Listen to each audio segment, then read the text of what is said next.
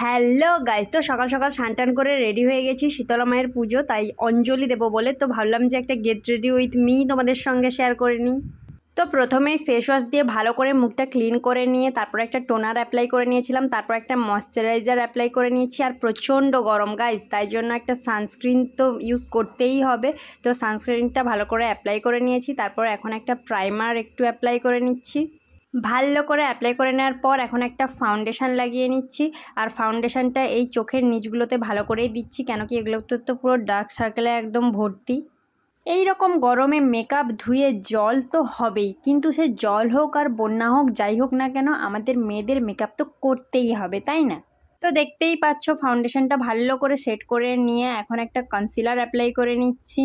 দেখো, আমি তো আর প্রফেশনাল মেকআপ আর্টিস্ট নই, তাই কোনটা কি কাজে লাগে পারফেক্টলি বলতে পারবো না, বাট যেটুকু জানি ওটুকুই অ্যাপ্লাই করছি। আমার নিজের ক্ষেত্রেই তো অ্যাপ্লাই করছি, প্রবলেমটা কোথায়? এতে মোটামুটি কাজ চলে যাবে। তো তোমরা এরকম মেকআপ করতেই পারো, কম সময়ের মধ্যে চটজলদি মেকআপ। তারপর একটা কম্প্যাক্ট পাউডারের সাহায্যে পুরো মেকআপটা সেট করে নিয়েছি। এখন আইব্রো করার পালা। তো আইব্রো পেন্সিল দিয়ে একটু আইব্রো করে নিলাম। আর আইব্রোগুলো আমার করাই হয়নি, কেন কি পুরো জঙ্গলের মতন হয়ে গেছে, দেখতেই পাচ্ছ। তারপর চোখে একটু হালকা করে কাজল পরে নিয়েছি, তারপর এখন লিপস্টিক পরে নিচ্ছি। তারপর আসে সেই সব থেকে কঠিনতম কাজ গাইজ, আইলাইনার পরা। তো ভিডিও করতে করতে আইলাইনার তো পরতেই পারতাম না, তাই আয়না দেখে ভালো করে দুটো চোখে আইলাইনার অ্যাপ্লাই করে নিয়েছি।